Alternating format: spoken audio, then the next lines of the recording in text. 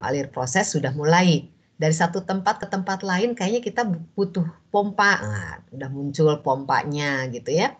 Nah, walaupun nanti kalau bikin neraca massa pompanya mungkin tidak terlalu berpengaruh. Tapi kalau neraca energi ada. Karena dengan dipompa tadi ada energi yang ditambahkan gitu ya. Terus nanti ada yang lebih lengkap lagi kalau mau mendesain pabrik. Adalah PNID, Piping and Instrumentation Diagram. Nah, jadi di situ apa besaran yang harus diukur? Misalnya kita harus mengukur laju alir. Oh, tampilkan atau tambahkan di titik itu alat yang harus ditambahkan untuk mengukur laju alir. Temperatur harus dikontrol. Misalnya di suatu unit operasi atau unit proses, oh di situ ditambahkan pengukur temperatur karena dikontrol nanti dihubungkan dengan apa ya. Pengukur temperatur seandainya temperaturnya naik, temperaturnya turun harus bagaimana? Jadi dihubungkan dengan apa? Misalnya pakai ada air pendingin. Kalau temperaturnya tinggi, maka air pendinginnya harus dinaikkan. Oh, berarti nanti dihubungkan dengan keran atau valve air pendingin. Nah, itu yang namanya PNID ya. Jadi ada blok diagram flow proses flow diagram PFD, ada PNID Piping and Instrumentation Diagram. Ya tingkatannya itu. Nah, kalau di teknik kimia di PTK atau pengenalan teknik kimia diajarkan, tetapi di teknik pangan ini saya nggak tahu di mana. Oleh sebab itu ya udah, karena saya ngajar PTK dan ini menjadi penting, saya ingin mengatakan bahwa kita belajar kinetika atau di dalam suatu proses itu bisa ada reaktor, di situ ada kinetikanya dan itu menjadi penting. Jadi sudah saya masukkan saja ya supaya nanti di mata kuliah yang lain kebutuhan tentang ini kalian tetap bisa menjawabnya ya. Nah, karena belum tersedia kantong, loker, kotak untuk memasukkan tugas, jadi sekarang saya akan minta mahasiswa yang sudah siap dengan tugas tadi untuk menampilkannya dan menceritakannya. Saya akan acak saja ya. Sambil nanti saya catat namanya. Saya biasanya kalau bertanya terus ada yang bertanya, saya catat semua nama-namanya. Itu menjadi poin pertimbangan seandainya ada sesuatu. Ya, nilai di batas atau ini mahasiswanya rajin bertanya kenapa nilainya nggak bagus. Nah, itu menjadi beberapa bahan pertimbangan ya. Oke, saya minta sharing dari hasil pekerjaannya sebelum dikumpulkan nggak apa-apa. Atau nanti yang lain jadi nyontek ya Pawan ya. Nggak apa-apa, Bu. Bu, ini mau dibatasin sampai jam berapa pengumpulannya? 12 siang atau 12 malam? Sejam aja. Oke, 1 jam dari sekarang. Ya, berarti sekitar jam 10-an ya? Ya, jangan lama-lama. Setuju ya mahasiswa ya, nggak lama-lama ya.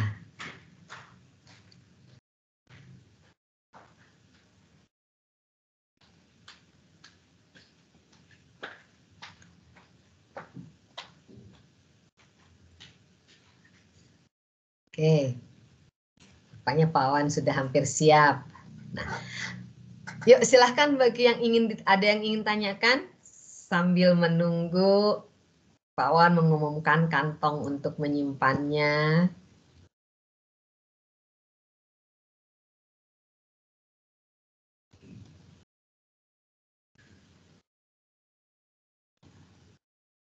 Sambil juga nanti saya akan minta salah satu bercerita. Ayo silahkan kalau ada yang tanyakan.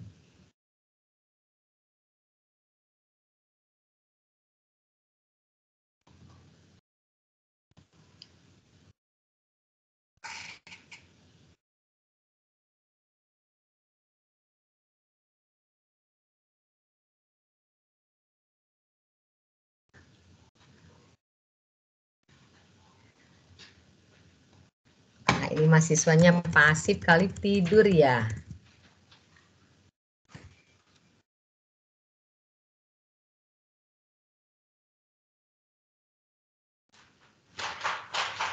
Mungkin perlu ditunjuk, Bu. Nah, nanti kita tunggu dulu biar masukin Pak Wan dituliskan masukannya di mana ya? Biar pada susut masukkan gitu. Terus nanti saya todong.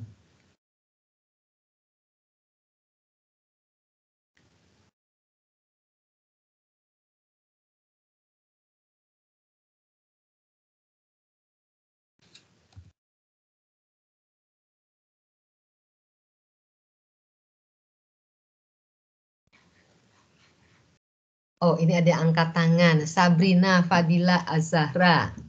Iya, ada apa Sabrina? Silahkan. Pagi Bu, suara saya terdengar nggak ya?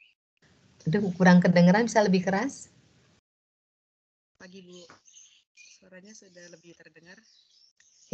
Sudah terdengar tapi kurang jelas, sayup-sayup sekali. Lebih dekat ke laptopnya barangkali, atau mikrofonnya, speaker mikrofonnya ditingkatkan volumenya. Halo Bu, sudah lebih terdengar?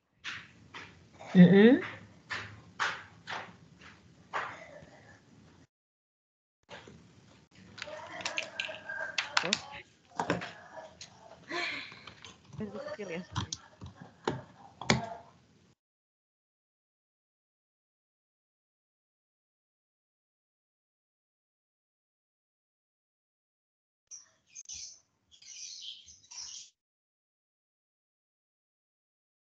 Oh, pagi Bu. Ya, silakan. Oke, ini agak simpel. Kalau lihat di diagram blok itu kan evaporasi dan yang kristalisasi itu jadi satu. Sedangkan di diagram alirnya itu terpisah karena mungkin ada alatnya juga berbeda ya. Nah, aku mau nanyanya ini sih. Jadi untuk apa ya? Dalam pembuatan diagram blok itu lebih baik bikin yang tersimpelnya atau diperinci juga gitu, walaupun mungkin sama gitu. Ya, kan kalau diagram blok tuh baru memperkirakan ini apa terjadi apa gitu. Jadi untuk mengkristalisasi yang kita bayangkan adalah si pelarutnya diuapkan, terus nanti ada kristal atau ada padatan terbentuk gitu ya. Nah, tetapi kan belum mempertimbangkan apakah kita memungkinkan untuk terus diuapkan sampai semua jadi kristal. Nah, kalau diagram proses flow diagram atau diagram alir proses, nah itu sudah mulai terbayang karena nanti dibuat neraca massa, ternyata kalau dikristalisasi nanti dilihat bahwa si zat ini kalau diuapkan nanti ada, jadi dalam campuran air dari larutan atau dari padatan ya, kan ada padatan yang higroskopis, ada padatan yang tidak. Nah, kemudian kandungan air di dalam padatan itu nanti ada air bebas, ada air terikat, dan ada air kesetimbangan. Gitu. Kalau kita nanti sudah belajar tentang apa yang seperti itu, humidity atau belajar tentang apa ya? Penguapan misalnya cairan, humidity, pengeringan. Nah, belajar tentang pengeringan itu nanti bergantung ke setiap zat, air yang akan tersisa tidak akan bisa lepas lagi, gak bagaimana gitu ya. Nah, jadi kalau diagram blok itu adalah yang paling sederhana yang terfikirkan untuk dibuat paling sederhana dulu. Nah, setelah diagram blok baru dikembangkan menjadi diagram alir proses. Nah, waktu diagram alir proses baru sudah mulai muncul sebagai contoh dari unit yang satu ke unit yang lain. Ini kayaknya nggak bisa nih pindah biasa. Ya, kalau kita nanti reaksinya prosesnya batch, mungkin nggak pakai pompa kalau skalanya kecil. Tapi kalau skalanya besar sekalipun batch, mindahkannya nggak mungkin dituangkan. Oh, kayaknya harus pakai pompa. Jadi tambahkan pompa gitu. Ya. Nanti memang buat mulainya diagram blok. Kalau misalnya kita mau menceritakan kepada orang awam, garis besar saja cukup diagram blok. Tetapi kalau nanti akan cerita kepada orang lain dan orangnya itu lebih serius, ya, maka dia mungkin nggak puas dengan diagram blok, tapi harus lebih dari itu. Di antaranya adalah menggunakan diagram alir proses supaya lebih lengkap. Jadi kira-kira begitu. Nah, kalau mau dibikin yang lebih serius lagi, karena rencana nih mau direalisasikan gitu ya, ini supaya dipanaskan nggak sampai suhunya berlebihan, karena nanti komponennya takut rusak. Gitu. Nah, jadi berarti tempatkan di situ alat pengukur suhu supaya tidak berlebihan karena kita bisa memantau suhunya. Misalnya kalau dipanaskan hanya sampai 50 ya dia hanya 50, nggak berlebihan dari 50 karena lebih dari 50 misalnya jadi rusak, jadi terdegradasi, jadi macam-macam ya. Kalau suhunya makin tinggi nanti jadi karamel gitu ya. Nah, kan kadang nggak diinginkan itu.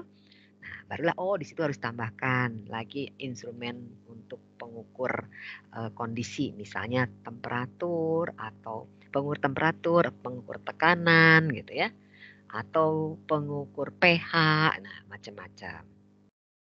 Gitu ya. Jadi kalau blok bisa saja penguapan dengan kristalisasi masih disatukan karena kita menganggap bahwa nanti airnya menguap tersisanya kristal gitu. Nah, tetapi waktu airnya menguap terus gitu, ini nanti hasil terakhirnya jadi cairan yang sangat kental, belum jadi kristal, tapi hanya sampai, jadi contohnya apa ya? Sekarang gini, kalau gula dilarutkan dalam air gitu ya, terus gulanya airnya diuapkan, terus nanti kan jadi gula cair yang kental. Nah, nggak jadi kristal kan? Jadi gula cair yang kental, belum bisa jadi kristal. Nah, kalau di pabrik supaya jadi kristal dipindahkan ke crystallizer. Nggak bisa dengan hanya menguapkan saja. Tetapi kalau garam, airnya diuapkan, terus nanti tersisa serbuk garam. Bisa, cuma sekaligus di situ, tidak usah pakai crystallizer. Gitu. Ya. Nah, kita kan yang blok diagram masih sangat umum, jadi bisa saja penguapan dengan kristalisasi di situ disatukan. Itu ya, Sabrina. Tadi Sabrina kan namanya yang nanya ya. Iya, Bu. Baik, terima kasih, Bu. Yo. Okay. Sudah dibukakan, Bu, di EduNext, tapi tolong Pawan, mahasiswa silakan mencoba untuk upload. Silakan jelaskan ke mahasiswa, Pawan. Ya, sebetulnya saya juga baru nyoba ini. Saya sudah create di bagian tugas perkuliahan, ada tugas 1, pembuatan blok diagram. Kurang paham juga sebetulnya, Bu, tampilannya nanti di EduNext yang mahasiswa seperti apa. Tapi seharusnya mahasiswa bisa masuk ke tugas 1, terus untuk bisa mengupload.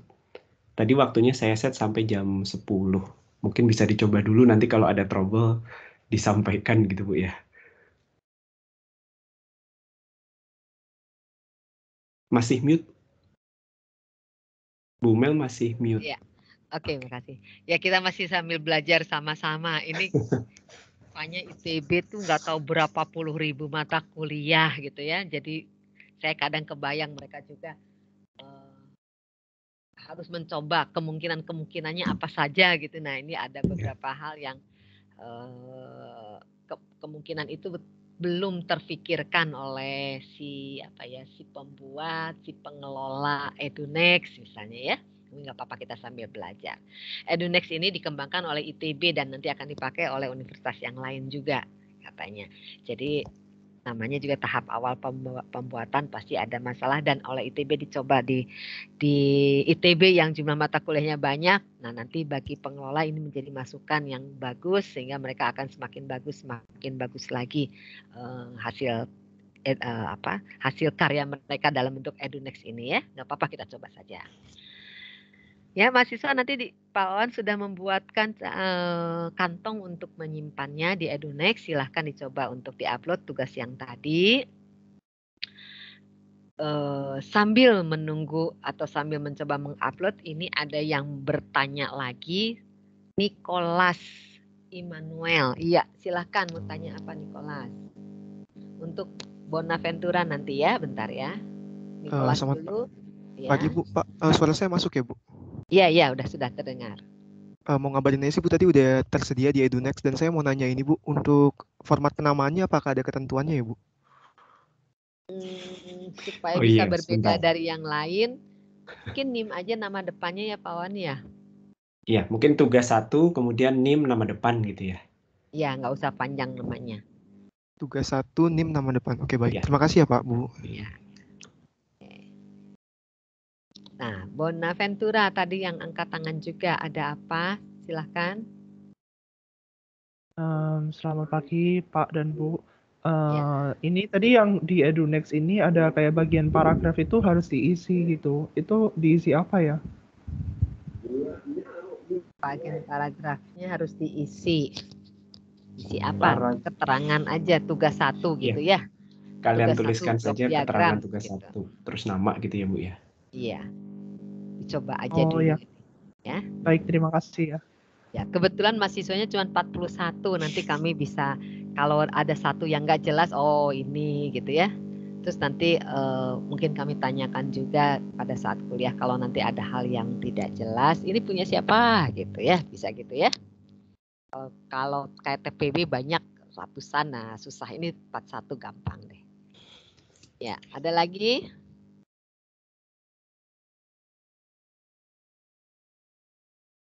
Nah, kalau tidak ada, silahkan salah satu tayangkan, kemudian siapa ya, kita tanya acak aja.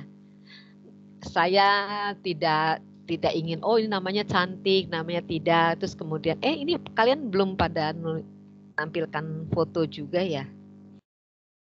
Susah nih, masih banyak yang pakai inisial. Jadi saya mau minta untuk menayangkan hasilnya di layar kuliah kita ini yang NIM-nya sekarang tanggal berapa ya? Tanggal 30. Yang NIM-nya 30. NIM belakangnya. Yuk, siapa? Saya nanti bisa lihat di EduNext. Halo Bu, selamat pagi Bu. Pagi. Yuk, silahkan. Siapa? Ruwita Sari. Panggilannya? Ruwita Bu. Oke, Ruwita. Ruwita, tayangkan hasil kerjaanmu. Oke Bu, bentar ya Bu. Ya. Sambil yang lain diupload ya tugasnya ya.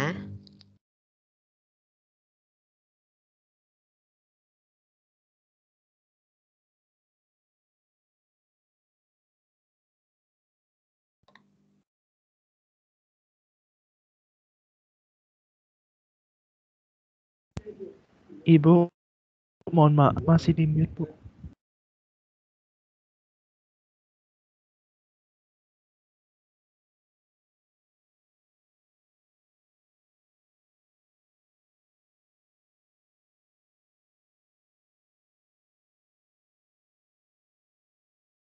Bu Mem masih termute.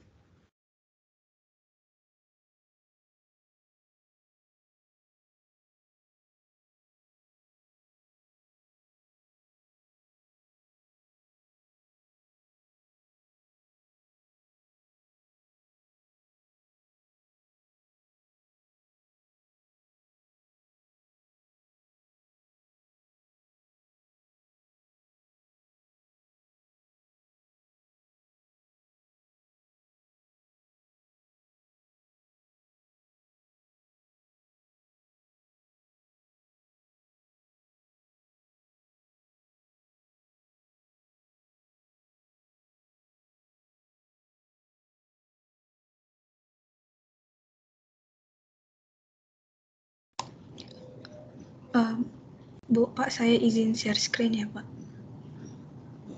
Oke, silahkan. Saya suka lupa itunya masih di mute. Ya, silahkan.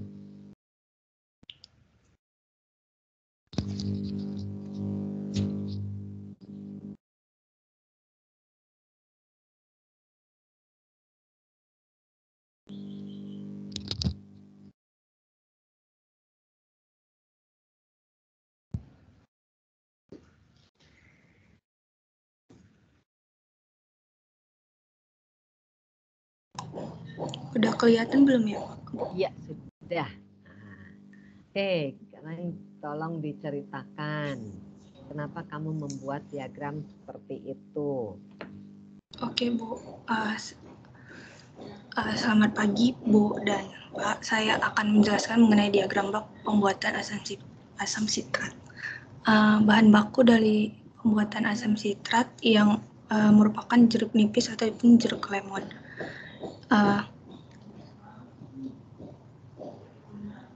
Pada tahap pertama akan dilakukan pencucian dengan dimasukkannya pencucian menggunakan air.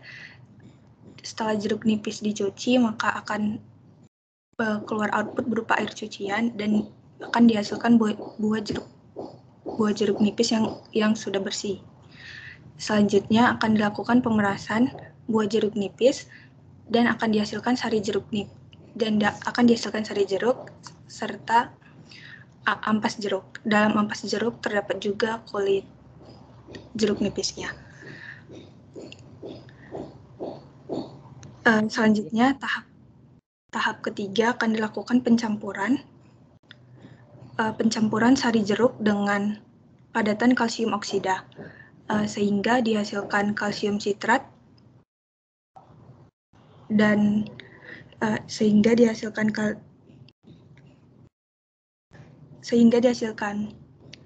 kalsium sitrat dan juga air zat terlarut lainnya.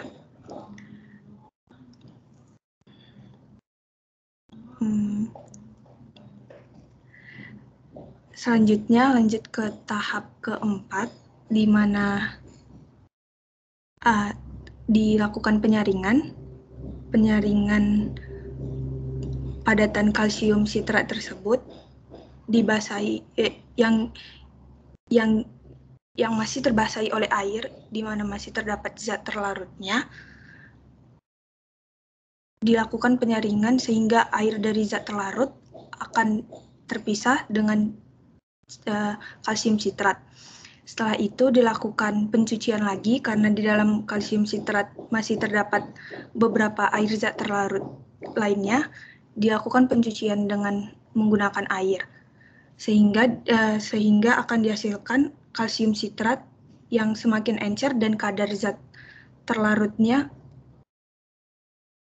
semakin dikit, atau dalam artian kalsium sitrat dengan air tanpa zat terlarut. Setelah itu dilakukan pencampuran kalsium sitrat tersebut dengan larutan asam sulfat. Kalsium sitrat akan bereaksi membentuk asam sitrat yang terlarut dalam air dan endap yang terlarut dalam air. Selanjutnya akan dilakukan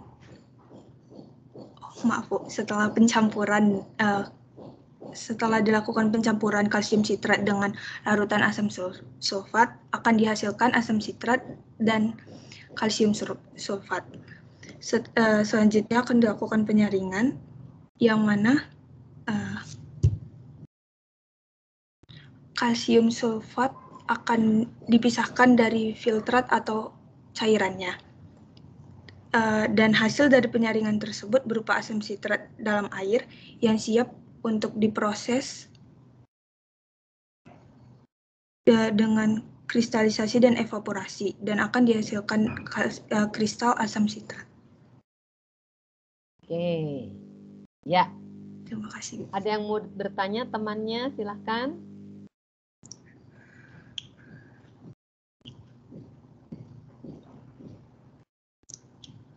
Ada yang bertanya?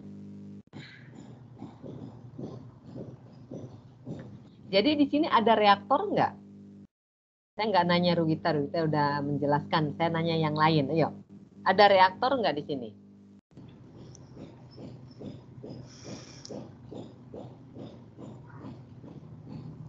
Kalau definisi reaktor, apa reaktor?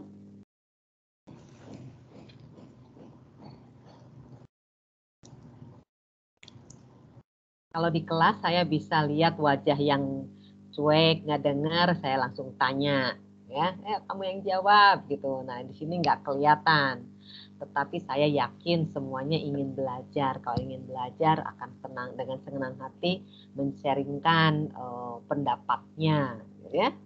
Tapi kalau yang nggak ingin belajar ya nggak dengar saya bicara apa juga. yang nggak akan jawab atau tidak akan sharing nih kelihatannya. Yuk, yang belajar dan harusnya sih semua belajar. Ada Bu harus Ya.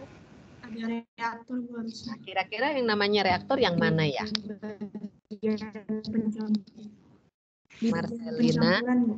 Nah, yang dicampur dengan apa?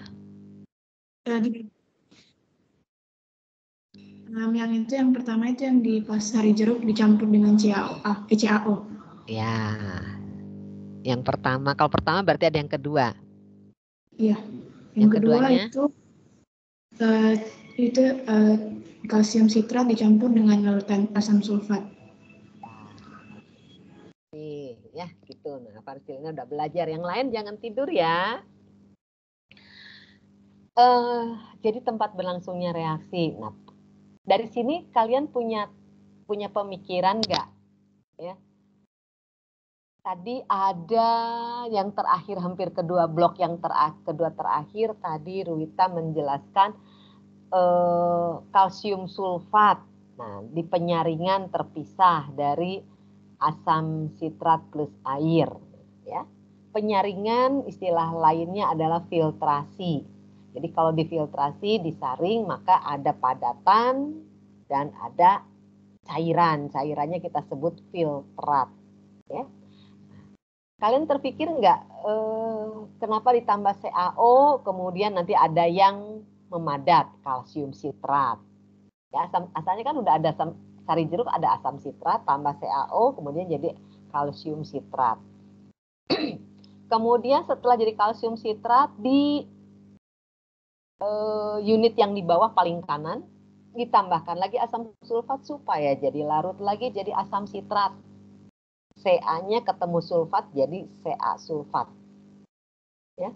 Tadi cair, dipadatkan, udah padat, kemudian dicairkan lagi, jadi cair lagi, asam sitrat lagi. Ada yang mikir nggak kenapa dibulak-balik?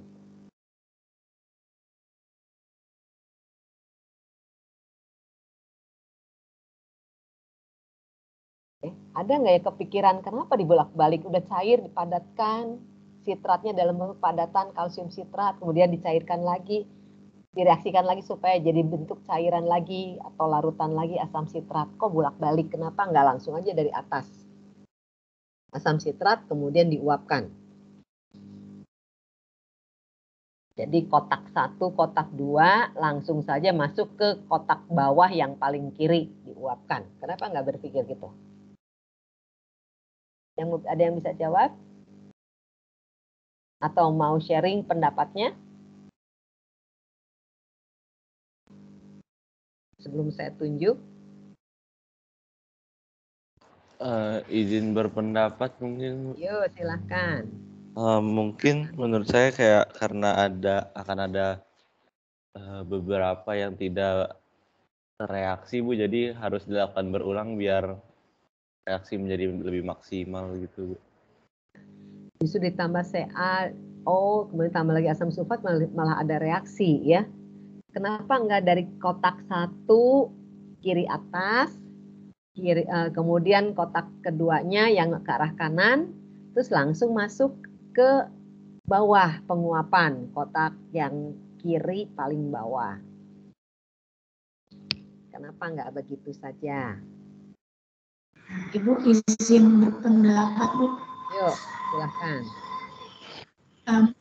Mungkin karena kadarnya Bu, jadi kayak pengen diambil kadarnya yang lebih tinggi gitu. Kalau dari awal itu pas pemerasan cuma 6% doang kadar asam sitratnya. Yang 6% itu ada di dalam air jeruk, 6%. Kemudian ditambah CaO dan tambah itu kan tetap aja 6%-nya atau jumlah asam sitratnya nggak akan bertambah. Ya. Nah, di sini kalian belajar neraca massa kan, walaupun bukan di mata kuliah ini. Jadi nanti setelah begini, kalian bikin neraca massanya di setiap kotak-kotak tadi. Jadi kalau misalnya kita punya jeruknya 1000 jeruk atau jangan 1000, 1 ton jeruk atau 1 kilogram jeruk. Kemudian nanti akan dapat air jeruknya berapa banyak. Nah, di dalam air jeruknya itu hanya ada 6% asam sitratnya. Jadi kalau cairannya nanti 1000 liter, ya cuma 6%. Kalau dari kotak unit yang ke 1, ke 2 di atas langsung masuk ke kotak yang paling bawah, yang di kiri, ya tetap saja asam sitratnya 6%. Justru kalau dengan langkah-langkah ke belakang-belakangnya seperti ini, mungkin ada yang berkurang tuh, ada yang ke bawah nanti yang tidak bereaksi dengan CaO, tidak jadi kalsium sitrat, dia akan keluar bersama air hasil penyaringan dari kotak kanan yang paling atas. Ya, malahan nanti akan ada yang berkurang.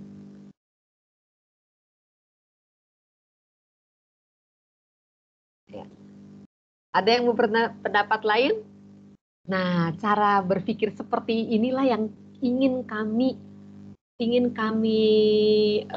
tanamkan kepada para mahasiswa teknik pangan ini. Karena teknik pangan kita tujuannya adalah mencetak orang-orang yang nanti menciptakan teknologi atau menciptakan proses untuk mengolah sesuatu menjadi bahan pangan atau menjadi bahan kimia yang dibutuhkan untuk industri pangan. Ya.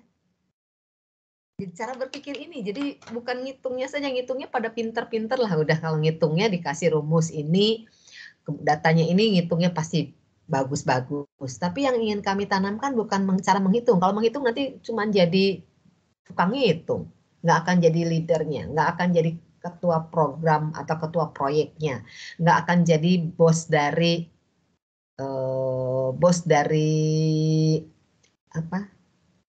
pabrik. Nah, bukan bos yang punyanya ya, misalnya jadi manajer pabriknya, manajer produksi, manajer apalagi ya, engineering. Nah, nggak begitu. Kalau kita misalnya cuma ngitung saja, nggak akan. Tapi cara berpikir itu yang melatih dan akhirnya menjadi di dalam proyek bisa jadi pimpinannya. Ya, oke. Kalau belum berpikir, ini kalau ada yang kritis ya, ini si asam sitrat sudah ada ditambah CaO supaya jadi kalsium sitrat yang padat. Setelah kalsium sitrat yang padat di reaktor yang bawah kanan, paling bawah kanan, tambah asam sulfat supaya jadi asam sitrat yang larut lagi dalam air ya, Ca-nya dibuang jadi bentuk CaSO4. Kok jadi bolak-balik, jadi padat, jadi cair lagi gitu kan? Nah, kenapa nggak langsung asam sitrat dari sari jeruk, langsung saja airnya diuapkan supaya dapatnya kristal asam sitrat. Nah, kenapa tidak begitu?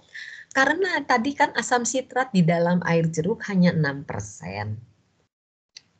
Yang lainnya belum tentu padatan. Bisa juga adalah zat-zat yang terlarut di dalam air juga. Sama-sama terlarut seperti asam sitrat. Dan karena kita ingin membuat asam sitrat murni, berarti zat-zat yang ikut tadi walaupun tidak berbahaya mungkin untuk kesehatan, karena kita kalau minum air jeruk juga kan kita minum juga ya. Tapi karena kita tujuannya membuat asam sitrat yang murni, itu tidak boleh ikut. Karena kalau kita nanti menghasilkan asam sitrat terus kita jual, kemurniannya tidak tinggi, berarti tidak masuk spek pasar. Kalau kita mau jual dalam skala besar ke pabrik, ke konsumen atau ke ke kafe gitu ya. Nah, bentuk serbuk itu, nah dia akan melihat ini serbuk yang kadar asam sitrat tinggi dengan kadar asam sitratnya yang lebih rendah, pengotornya yang sedikit dengan pengotor yang rendah. Nah, itu pasti dihargai dengan harga yang berbeda. Ya. Dan ada di tempat tertentu dia nggak mau ada pengotor. Kemurniannya harus 99% misalnya. Maka produk kita nggak akan masuk. Itu sebabnya kenapa industri farmasi di Indonesia obat-obatannya masih tetap mahal. Nah, karena untuk obat-obatan tadi sebagai contoh, antibiotik ya, antibiotik yang kita makan ada yang disebutkannya 500 misalnya. Itu berapa sih 500-nya? Kadang 500 mikrogram atau miligram, tapi nggak mungkin kurang dari 1 gram. Sedikit sekali. Yang ditampilkan dalam bentuk tablet itu pasti ukurannya atau beratnya lebih dari 500 miligram tadi atau 500 mikrogram tadi. Nah, sisanya apa? Nah, sisanya itu adalah tepung. Ya, tepung yang bagi orang yang sakit nggak masalah gitu ya. Tepungnya jadi harus tepung yang bersih, tidak ada pengotor, jangan sampai menimbulkan efek kepada yang sakit karena makan obat tadi. Nah, tepungnya itu berarti medicine grade gitu ya. Jadi grade-nya bukan food grade lagi, tapi sudah medicine, lebih tinggi lagi. Nah, katanya di Indonesia tidak ada tepung medicine grade. Untuk food saja kadang ada perusahaan yang bisa menghasilkan dan ada perusahaan kecil tuh banyaknya tidak bisa menghasilkan dengan kualitas yang bagus. Nah, itu kelemahan kita. Pokoknya jadi kalau di dalam diagram ini 1, 2 yang kiri atas, 1, 2 dari kiri yang atas langsung masuk ke yang kiri bawah. Nah, tidak ada proses belakangnya. Akibatnya nanti asam sitratnya kemurniannya rendah.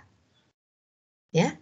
Oleh sebab itu ada tahapan kotak-kotak 5 kotak yang di belakangnya, di bagian kanannya. Itu adalah untuk tujuan memurnikan. Ya. Nah, pemilihan CaO, kenapa enggak BaO? Gitu ya. Kenapa enggak NaO? Nah, kalau NaO enggak menjadi padat. Kalau enggak jadi padat susah memisahkannya. Ya, jadi pasti Ca, Mg misalnya ya, atau Ba gitu ya, golongan 2A. Yang dengan sitrat nanti dia akan membentuk padatan. Tapi kenapa Ca? Nah, kembali lagi, kita tujuannya memproduksi dalam skala besar. Jadi kalau bisa, tujuan tercapai, tetapi barang atau bahan yang kita gunakan itu gampang didapat di pasar dan harganya murah. Dan tidak berbahaya. Kalau ini makanan ya, tidak berbahaya. Maka di antara BaO, MgO, dan CaO, yang paling murah adalah CaO. Jadi nggak masalah, pakailah CaO supaya murah. Gitu ya. Jadi cara berpikir seperti itulah yang sedang kami tanamkan kepada para mahasiswa. Bukan saja cara menghitung. Nah, kalau cara menghitung bisa belajar sendiri, bisa. Tapi nanti jadi suka ngitung saja. Nggak mau. Kami ingin kalian menjadi pimpinan dalam proyek-proyek, dalam pekerjaan-pekerjaan. Jadi cara berpikir yang sedang kami tanamkan. Ya. Nah, kemudian itu ada aliran-aliran yang utama, yang ke kanan, terus nanti turun ke bawah, terus ke kiri. Itu aliran-aliran utama. Tapi ada aliran-aliran yang keluar terus putus. Sebagai contoh, kotak yang paling atas. Ya, kotak yang paling atas, kemudian ke bawah ada air cucian. Jeruknya kan belum tentu bersih ya. Air cucian ini berarti kotor. Kemudian ada lagi kah kotak yang kebuang dalam bentuk air? Nah, itu ada tuh yang paling kanan. Ya. Paling kanan panahnya ke horizontal ke kanan keluar. Nah, itu ada. Kemudian ada lagi air cucian di kotak yang tengah. Bukan atas, bukan bawah, tapi yang tengah. Itu pencucian lagi. Ada air cucian. Nah, kalau kalian nanti akan memproduksi dalam skala besar, air cucian yang buang-buang ini jumlahnya nanti jadi besar, jadi banyak. Itu menjadi masalah.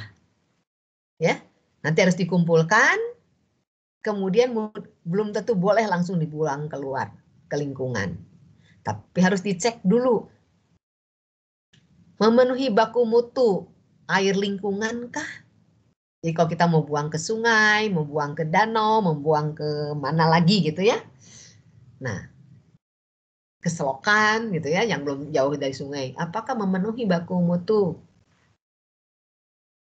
Nah, itu nanti menjadi faktor kalau ini produksi skala besar, limbah cair. Nah, kemudian dari kotak yang atas kiri yang kedua ada pengepresan atau pemerasan. Bagian bawah ada ampas, berarti dia padatan. Nah, itu juga limbah padat. Nanti harus diselesaikan kalau produksi dalam skala besar, limbah padat ini nanti diapakan. Kemudian ada lagi di yang padatan lagi di kotak bawah yang tengah. Kiri, kanan ada yang tengah. Penyaringan, ada kalsium sulfat. Nah, itu juga padatan. Nanti kalau pabriknya skalanya besar, jumlahnya juga itu menjadi besar. Ya, nanti itu harus ditangani. Jadi dalam hal ini kalau dibuat dalam skala besar nanti ada limbah padat, ada limbah cair. Apakah ada limbah gas?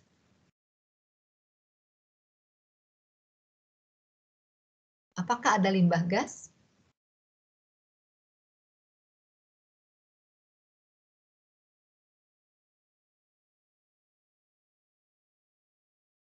Ayo. Lebih ke pencemaran, Bu, karena nggak ada bentuknya begitu. Nah, yang gas itu ada uap air. Di kotak paling bawah yang terakhir, bawah kiri. Uap air. Itu uap air kan gas. Tapi kita buang ke lingkungannya mau dibuang begitu saja atau mau didinginkan nanti jadi air. Nah, itu nanti jadi isu juga untuk diselesaikan, ya. Begitu. Kemudian nanti yang lain-lain bisa kita lihat. Dan sekarang kita harus berpikir tentang circular economy. Kalau bisa si limbah-limbah tadi bukan untuk kita olah terus dibuang. Maksudnya diolah adalah kalau dia belum memenuhi spek lingkungan, kita olah dulu misalnya pH-nya terlalu rendah kita tambahkan basa supaya pH-nya meningkat, setelah jadi netral kita buang. Gitu ya. Nah, itu pengolahan. Tidak. Yang disebut dengan circular economy adalah bisa dimanfaatkan untuk apa sih? Gitu. Ya. Sebagai contoh mungkin kalau air cucian yang pengotornya apa sih? Tanah, kemudian tidak ada zat yang berbahaya, barangkali air cucian ini bisa dipakai untuk nyiram. Ya, nyiram tanaman nggak masalah. Tapi kalau mengandung zat kimia nggak boleh. Dilihat dulu kadarnya, gitu ya. Nah, kemudian ampas. Ampas ini juga kan ada zat organik. Kalau dibiarkan ditumpuk nanti dia akan ada pembusukan. Wah, bau kemana-mana. Mungkin ada baiknya sekalian saja dijadikan pupuk organik. Ya, jadikan pupuk organik. Nah, kemudian nanti pupuk organiknya baru jadi dimanfaatkan, digunakan. Kalau jumlahnya banyak, bahkan pupuk organik ini bisa jadi produk samping yang bisa kita jual. Ya.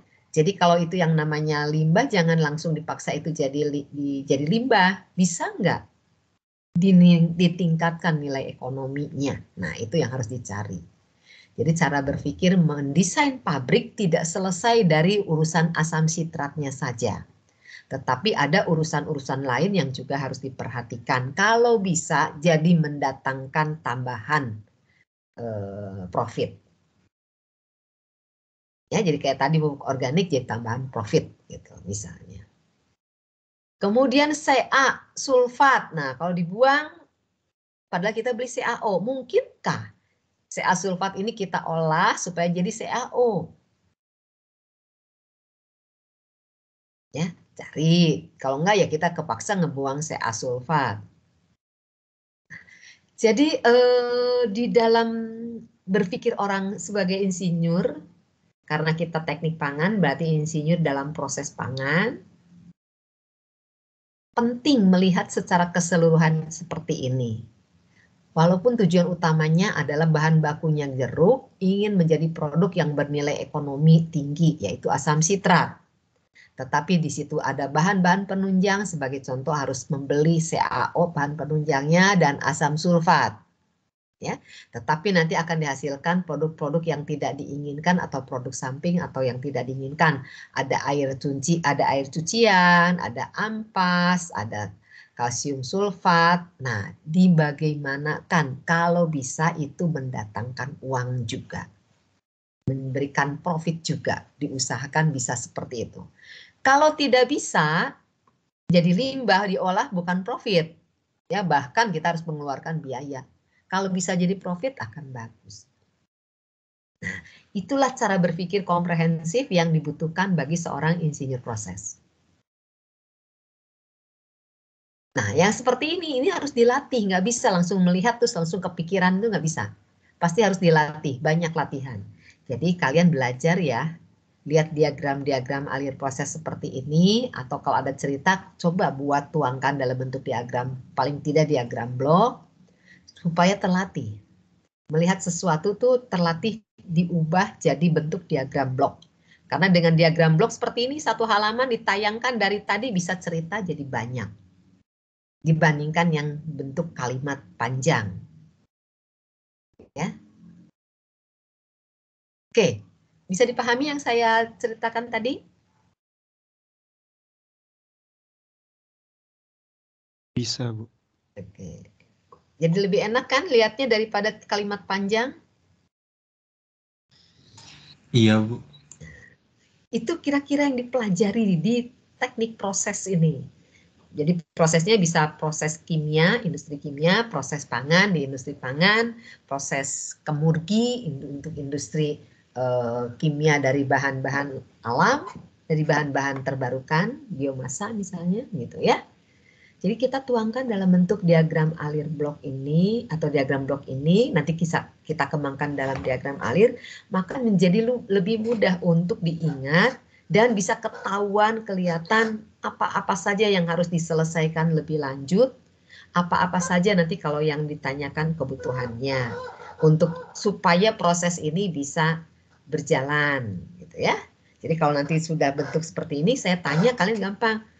Jadi yang kalau ini mau dibikin jadi skala besar, kalian harus punya uang untuk beli apa? Bisa terbaca? Sudah tentu bahan baku, yaitu buah jeruk atau jeruk nipis tadi, ya. Terus, apalagi yang harus disediakan? Bahan pendukungnya. Kapur tohor, Kapur, asam sulfat, terus ada lagi? asam sulfat, Asam Air, Bu. sulfat. Apa lagi? Air. Air, ya. Nah, untuk air, apakah asal air, air selokan, air sumur, air pan? Aquades, Bu. Aquades, mahal kan? Ya. Nah, kalau ingin produksi butuh air banyak mahal kan? Aquades itu air hasil distilasi. Ya. Nah, kalau untuk skala pabrik kita nggak aquades lagi, pakai saja air demin, air demineralisasi. Jadi air yang dilewatkan kolom untuk menghilangkan mineralnya, menghilangkan kation dan anion selain H+ dan OH-. Ya. Jadi kation dan anionnya kita ganti jadi H+ dan OH-. Nah, mungkin kolom berisi resin ion exchange yang mengubah kation-kation jadi H+, anion-anion menjadi OH-. Nah, itu nanti lebih murah daripada aquades. Aquades kan mahal. Distilasi pakai listrik. Nah, ini tidak. Nah, jadi cara berpikirnya mulai harus gimana caranya kebutuhan terpenuhi tapi juga biayanya murah. Ya. Nah, air kotor ini bisa nggak diolah supaya jadi air yang bersih, kemudian nanti lewatkan kolom demineralisasi tadi supaya jadi air yang bisa dipakai lagi. Ya. Nah, kita harus berpikir seperti itu sebagai seorang sarjana teknik proses.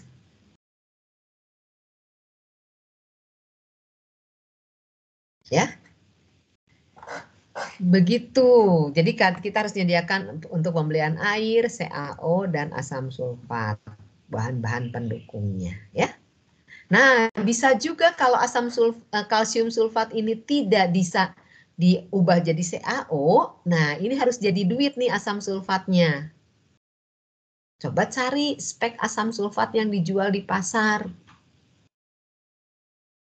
Kadarnya berapa? Minimal kemurniannya, kalau ada pengotor yang boleh pengotornya apa saja. Nah, kalsium sulfat ini barangkali saja bisa jadi produk samping. Kalau di sini kan masih basah ya, kalsium sulfat plus air gitu kan. Nah, nanti diuapkan barangkali airnya. Sekali lagi dicuci terus diuapkan airnya. Jadi produk garam asam sulfat, kalsium sulfat. Kemurniannya berapa? Kita lihat spek pasar. Kalau spek pasar mengatakan sekian, nah kita buat supaya sama dengan spek pasar. Jadi kita punya produk samping kalsium sulfat yang bisa dijual mendatangkan tambahan keuntungan. Gitu ya. Kalau bisa jadi duit nih yang limbah-limbah harus begitu. Cara berpikirnya nggak hanya di satu unit selesai, nggak. Harus terintegrasi semua, terus diperhatikan. Kemudian mana yang tidak bisa lagi kita harus adakan, mana yang bisa diminimalkan pengadaannya, mana yang bisa produknya kita manfaatkan dijual untuk mendapatkan keuntungan tambahan, mana yang tidak, kalau tidak bisakah diolah lain supaya jadi produk yang mendatangkan keuntungan juga, misalnya kayak tadi ampas jadikan pupuk organiknya nanti bisa dijual misalnya. Ya, kalau dibiarkan malahan jadi pembusukan dan jadi bau kemana-mana. Kalau ini pembusukannya sengaja jadikan pupuk tadi, pembusukannya yang terarah. Gitu ya.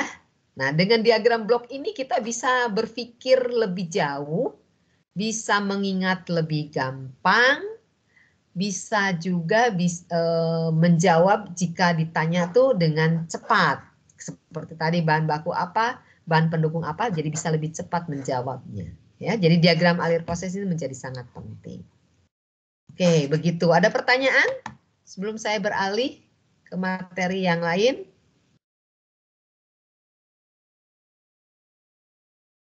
Ini Pak Wan menuliskan bagi yang tidak bisa upload ke Edunext silahkan di-upload ke WA, nomor WA Pak Wan ya. Ada pertanyaan lain? Kalau tidak ada, tadi siapa yang presentasi Ruwita ya? Bisa di stop share screen-nya. Baik Bu, terima kasih Bu. Nah.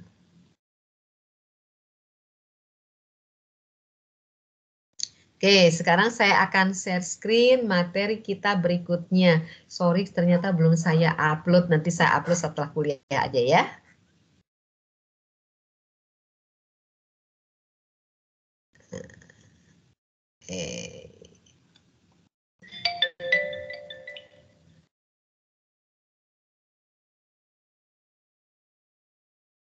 Oke, sudah terlihatkah? Sudah, Bu. Ya. Oke, kita akan masuk ke yang berikutnya. Ya. Kita akan lihat kinetika perubahan fisik. Nah, jadi di video saya yang pertama, kinetika untuk proses pangan itu tidak hanya di dalam reaktor yang ada di salah satu unit prosesnya, tetapi juga menjadi hal yang penting yaitu pada saat produk pangan ini disimpan atau sudah selesai diproduksi, kemudian disimpan atau sedang dalam perjalanan, ya disimpan tuh bisa disimpan di perusahaan produk yang memproduksinya, bisa kategori disimpan di dalam kontainer yang sedang perjalanan ke tujuan konsumen, bisa juga tersimpan di toko yang memasarkan, bisa juga disimpannya ini di rumah konsumen sebelum dikonsumsi. Nah, jadi penyimpanannya banyak ya. Nah, kalau pangan ada kemungkinan terjadi perubahan selama penyimpanan tadi. Ya. Nah, karena kalau sudah ke penyimpanan, apalagi di luar industri prosesnya, itu kalau bisa dilihat dengan mudah kalau ada perubahan secara visual atau dengan tes yang lain, misalnya dari baunya, bukan hanya penampilannya, dari baunya atau dari apa ya, tampilan dilihat mata, dari bau pakai penciuman, kalau pendengaran nggak ada. Atau mungkin bisa juga dari hasil perabaan gitu ya, misalnya makanannya tuh licin kok jadi mengkerut karena airnya berkurang, kadar airnya jadi agak keriput. Nah, bisa juga gitu ya. Pokoknya yang bisa untuk dinilai, dilihat oleh orang awam dengan mudah. Ya, beda dengan kalau di pabrik kan ada alat-alat. Kadar air berapa? Oke, dilakukan analisa gitu ya. Tapi kalau di konsumen di luar itu kan nggak bisa menentukan kadar air ya. Kalau nggak, bukannya nggak bisa, kadang nggak terpikirkan juga kan. Nah, oleh sebab itu kita belajar kinetika bukan hanya di reaktor, tapi kita belajar kinetika perubahan fisik yang terjadi terutama misalnya saat penyimpanan. Ya.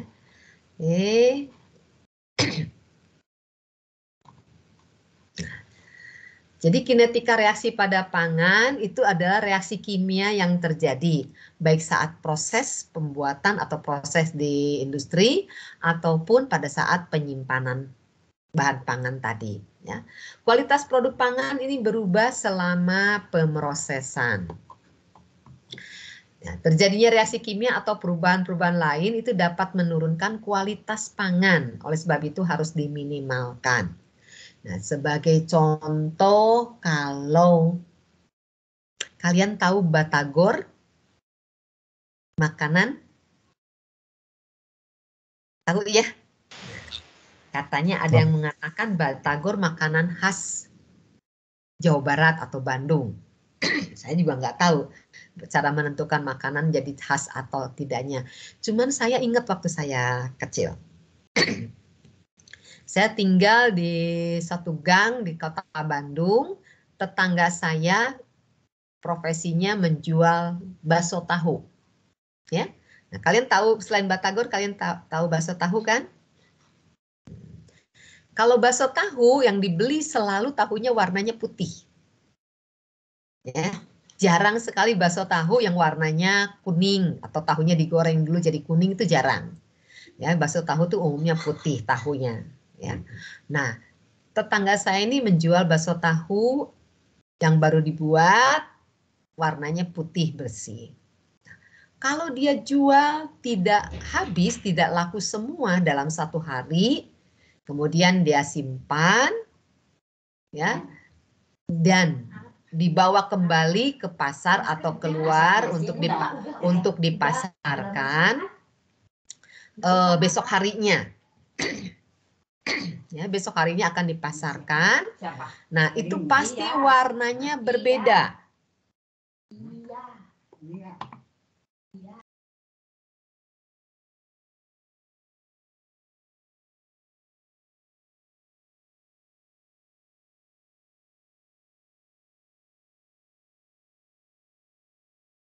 Kalau ngajar di rumah gangguannya banyak ya.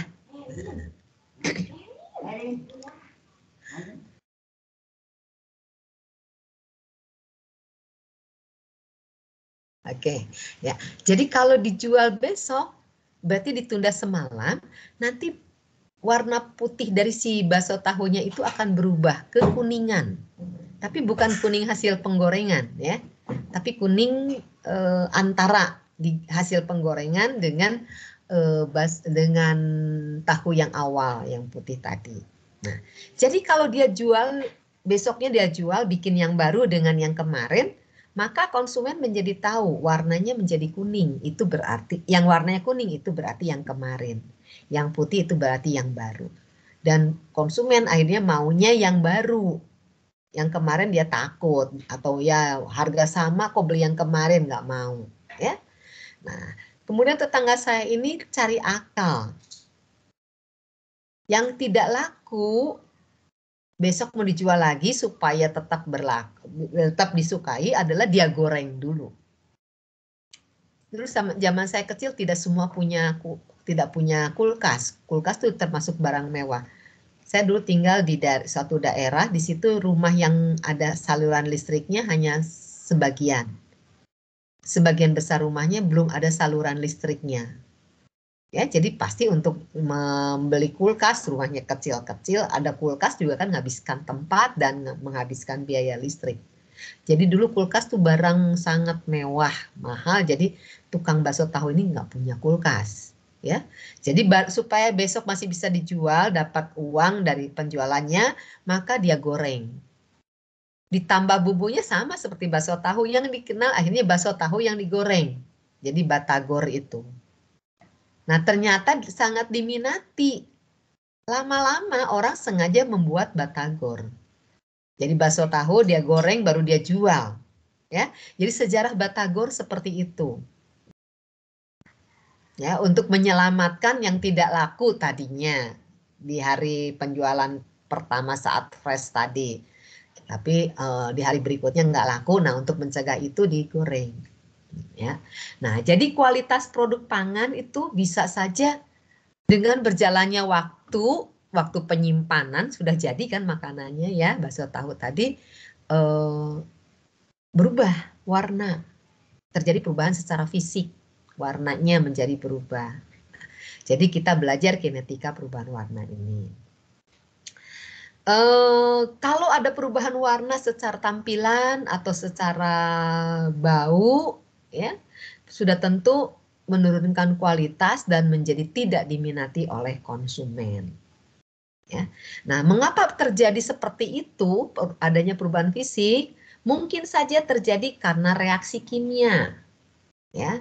Yang terutama sering terjadi adalah reaksi oksidasi atau reaksi Maillard. Bener nggak ya saya bacanya Maillard? Mudah-mudahan bener ya.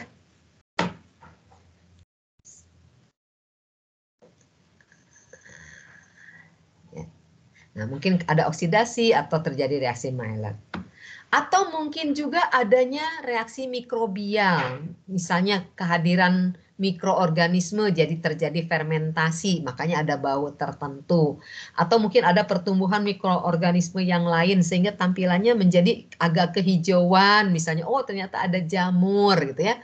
Belum lagi nanti kalau mikroba yang tumbuhnya itu adalah yang patogen, berarti tidak aman untuk makanan ya. Nah, kemudian bisa juga terjadi reaksi biokimia, yaitu adanya enzim pada pangan yang mengkatalisis protein atau lemak, atau ada perubahan fisik yang lain-lainnya gitu ya. Nah, ini perubahan-perubahan ini di dalam pangan menjadi sesuatu yang diperhatikan. Beda dengan bahan kimia yang lain. Jadi kalau sudah jadi produk pangan itu dikemas dengan baik, disimpan dengan baik supaya tidak terjadi reaksi-reaksi tambahan selama penyimpanan misalnya. Ya. Oleh sebab itu di dalam pangan ada yang namanya expired date, ada best before gitu ya. Nah supaya mencegah reaksi-reaksi yang tidak diinginkan ini terjadi dan setelah terjadi tetap dikonsumsi oleh orang. Nah untuk mencegah itu. Jadi yang membuat berbeda. Nah, bagaimana cara suatu produk bisa menentukan tahu expired date, tahu best before? Nah, itu karena produk yang dihasilkan dari satu industri pangan tadi, dia ambil sampel, kemudian dia amati produk sampel tadi. Misalnya produk makanannya ini sering terfermentasi misalnya ya. Kalau sering terfermentasi maka disimpan, diamati. Kalau fermentasi itu misalnya jumlah mikrobanya dipantau dari waktu ke waktu. Kemudian kalau misalnya menghasilkan alkohol dipantau juga kadar alkoholnya. Alkohol nanti kan membuat bau yang tertentu ya. Dipantau kadar alkoholnya dari waktu ke waktu. Kalau misalnya ada perubahan warna, dipantau warnanya dari waktu ke waktu.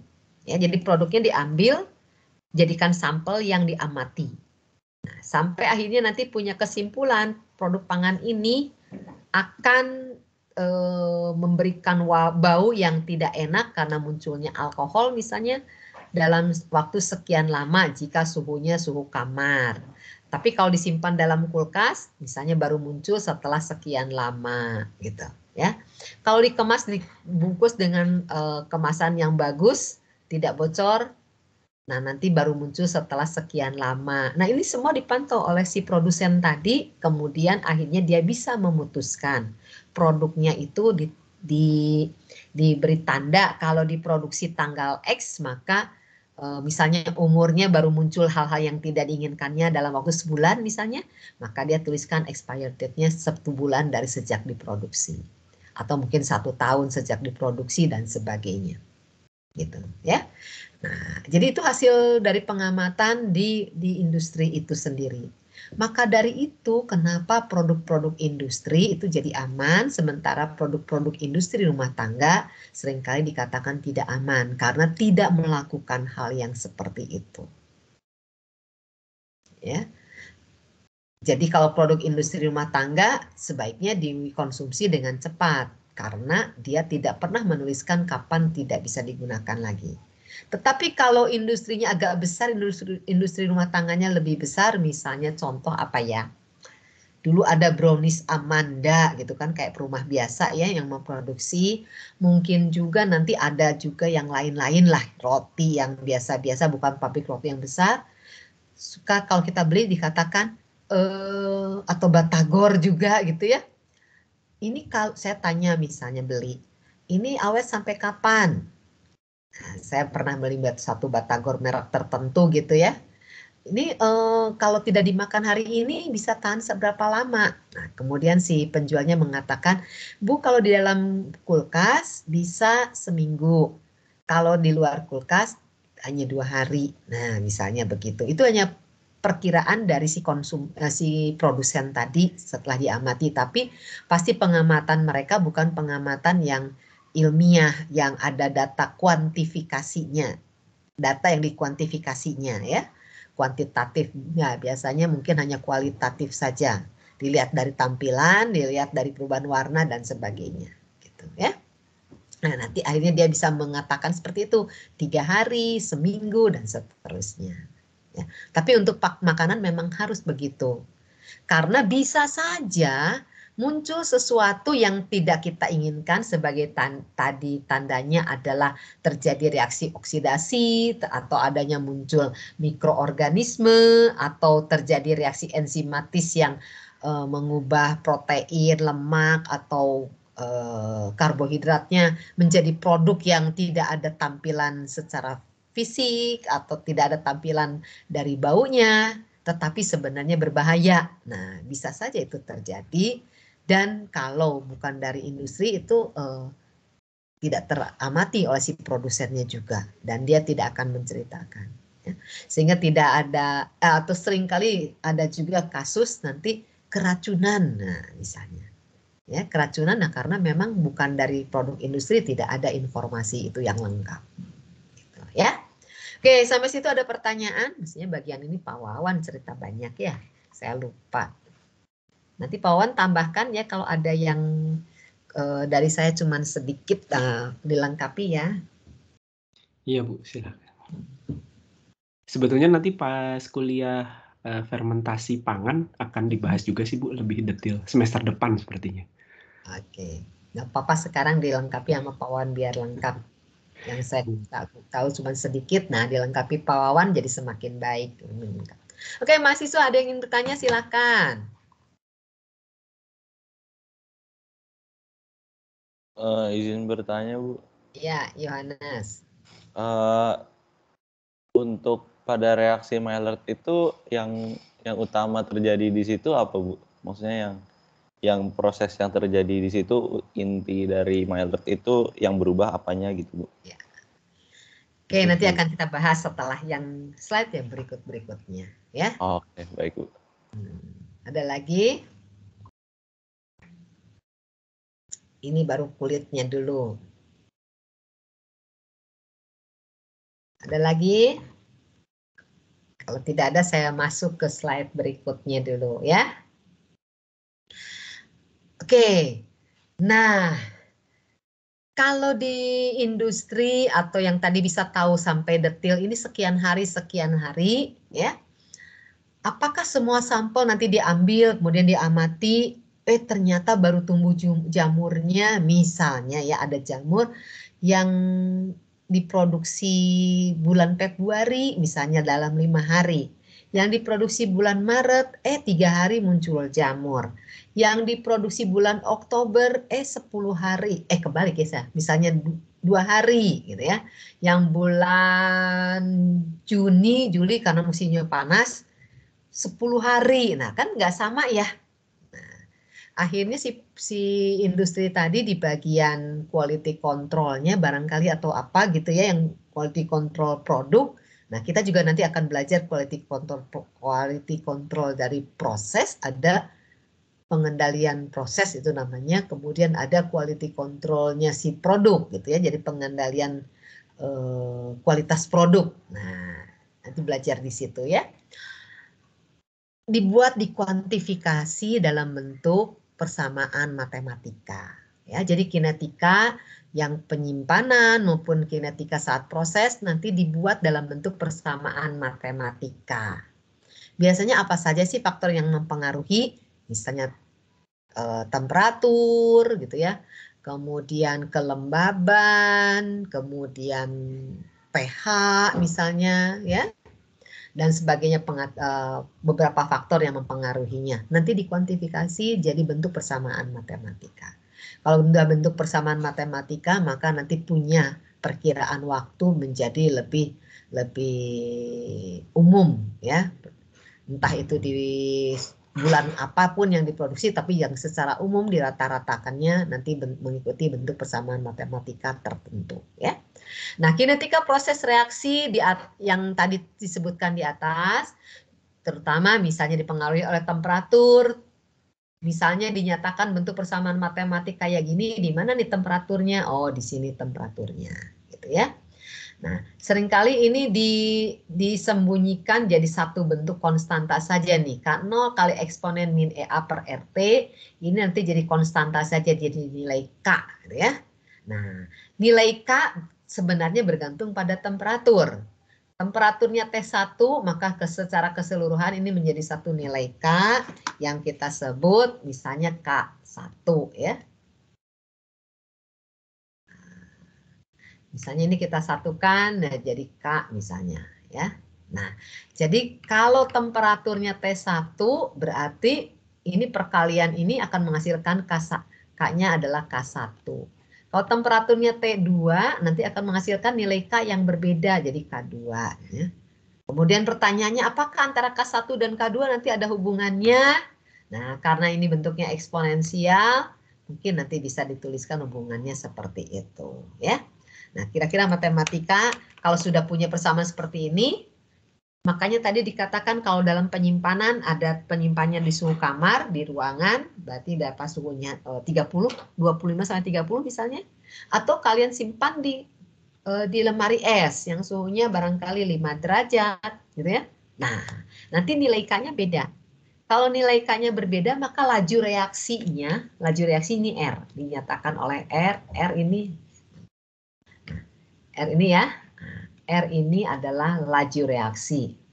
Nah, laju reaksi bisa juga laju perubahan saat, ini nggak bagus. Bocor nih pennya. Ya, laju reaksi saat proses atau laju reaksi saat penyimpanan misalnya. Ya, jadi laju reaksinya akan berbeda-beda tergantung dari si suhu.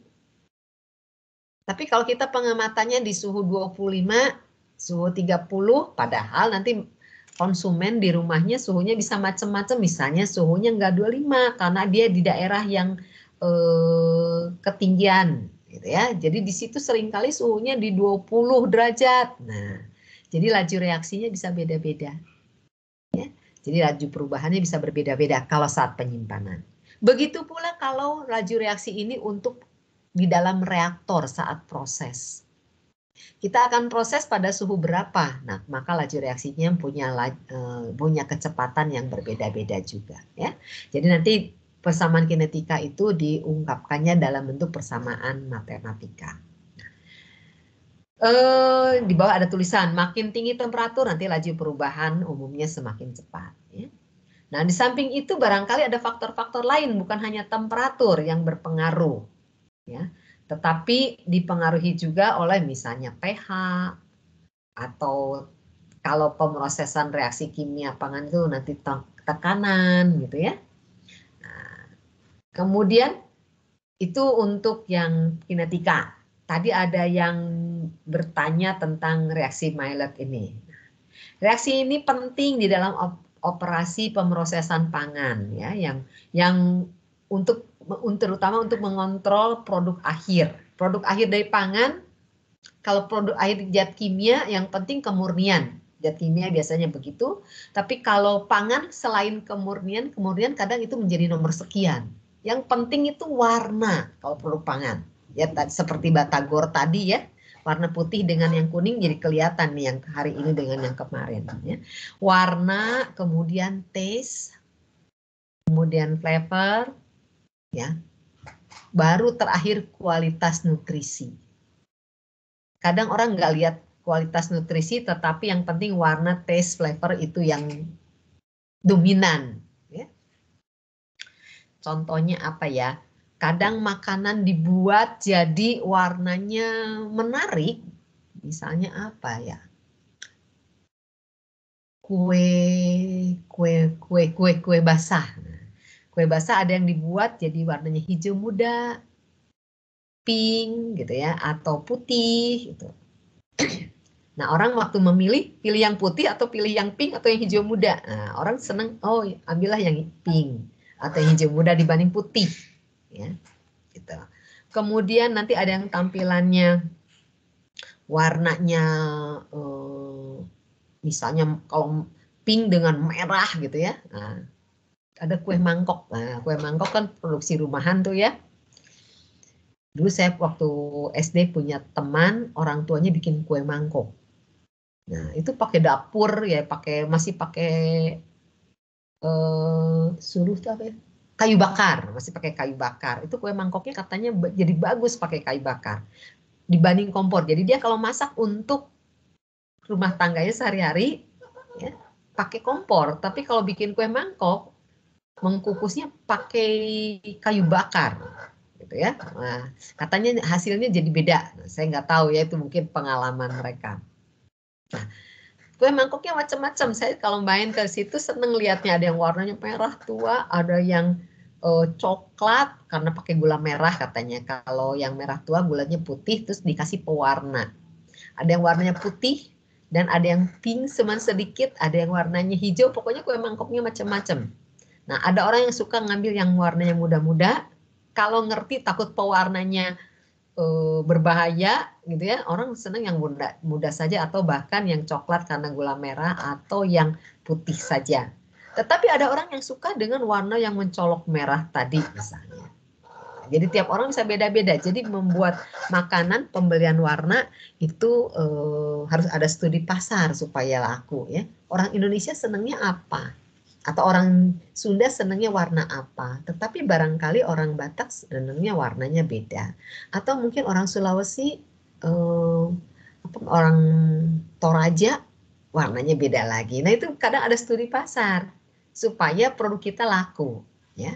Kemudian taste juga sama. Apa ya? Flavor juga. Kalau nggak salah mie instan Indomie. Ada alumni yang bekerja di bagian apa untuk bumbu. Kan Indomie itu ada macam-macam, rasa ayam bawang, rasa apa gitu ya. Nah, ada alumni yang pernah bekerja di satu perusahaan yang memasok rasa-rasa tadi untuk si Indofood. Saya lupa, udah lama sekali apakah dia masih di situ atau tidak. Saya lupa. Nah, dia cerita. Jadi saya kalau udah ada yang datang alumni, saya suka minta dia cerita lah biar kita punya pengalaman di kampus juga, tapi tahu pengalaman orang di lapangan gitu ya. Nah, dia cerita kalau perusahaannya yang sama, Indofood, dia memproduksi untuk di dalam negeri dengan dia memproduksi untuk di negara lain, termasuk di Afrika ada pabriknya. Jadi dia memproduksi makanan untuk dikonsumsi orang Afrika, dikonsumsi oleh orang Asia selain Indonesia, dikonsumsi di dalam negeri. Walaupun namanya misalnya kari ayam, sama-sama kari. Tapi taste atau flavornya itu berbeda. walaupun namanya sama-sama kari ayam. Kalau di Indonesia misalnya banyak sodium glutamatnya, ya, tapi kalau di tempat lain mungkin sedikit, karena kalau banyak sodium glutamat malah nggak laku. Nah, itu juga ada pangsa pasar yang berbeda, ya. Nah, kemudian reaksi Maillard ini biasanya terjadi saat gula reduksi, ya, saat gula reduksi dengan asam amino atau dengan protein atau senyawa-senyawa yang mengandung nitrogen hadir bersama-sama, kemudian kena panas. Ya. Pak Wawan bisa nambahkan nggak ya reaksi Maillard ini? Kalau saya menceritakan kurang lengkap, silahkan ditambahkan Pak Wawan ya. Iya, secara umum reaksinya terjadi antara betul itu sih Bu, gula reduksi, asam amino dan protein dalam kondisi temperaturnya di atas 80 rasanya. Nanti secara fisik warnanya juga berubah menjadi agak coklat, kuning kecoklatan gitu. Kalau untuk pemrosesan bahan makanan mungkin efeknya jadi warna dari bahannya jadi jelek gitu ya Bu ya. Karena warnanya kan jadi agak-agak coklat gosong gitu. Nah, kalau untuk sebagai bahan untuk fermentasi mikroba, ini biasanya kalau ini kan bisa terjadi kalau misalnya kita mau memberi makan mikroba, karena makanan mikroba kan mengandung gula dan mengandung protein. Nah, kalau misalnya ini terjadi reaksi asam Maillard, hasil reaksinya ini tidak bisa dimanfaatkan sama mikroba. Jadi jumlah nutrisi mikrobanya berkurang, makanya dihindari. Itu, Jadi Bu. buat orang nggak enak karena tampilan, buat mikroba Ya. karena tidak nutrisinya berkurang ya. Iya. Tidak bisa dimanfaatkan. Tadi yang bertanya Yohanes ya. Nah, nanti bisa detail lagi saat kita bicara enzim-enzim ya Pak Wawan ya barangkali ya. Iya, Bu. Kan mikroba supaya tumbuh harus ada nutrisi gitu ya. Nah, jadi kurang lebih begitu, karena makanan juga kadang kita perlu dipanaskan. Mungkin yang tadi bakso tahu tadi diantaranya warnanya berubah kuning karena dalam bakso tahu kan pasti di situ ada karbohidrat atau gula, ada proteinnya, ada lemaknya. Kalau misalnya ditunda sampai besok kan dipanaskannya terus-menerus di hari saat dia jual. Karena kalau tukang bakso tahu keliling misalnya kan itu harus panas terus ya. Kemudian saat di rumah, supaya nggak basi dia panaskan lagi. Nah, barangkali karena suhu yang terlalu lama di suhu tertentu yang cukup tinggi buat makanan dan terlalu lama-lama muncul reaksi ini dan warna menjadi berubah. Persisnya yang kuningnya karena reaksi Maillard atau bukan saya nggak tahu ya, tetapi barangkali saja bisa seperti itu kalau melihat dari kemungkinan reaksi Maillard ini terjadi, gitu ya. Begitu. Kemudian ini degradasi warna. Tapi untuk warna bukan hanya makanan ya. Ini sekarang sedang ada kasus sebagai contoh diesel, bahan bakar ya. Kemarin yang ada kasus itu kami membuat dari minyak sawit menjadi diesel. Kemudian warnanya tuh tidak berwarna ya. Jadi kalau dari minyak sawit diubah jadi diesel itu tidak berwarna. Nah, tetapi waktu diuji di Dumai ya, RU Dumai. Nah, kemudian pada saat pengujian di Cilacap tidak berwarna juga. Kemudian oleh Pertamina disimpan dalam waktu nggak tahu mau berapa bulan ya.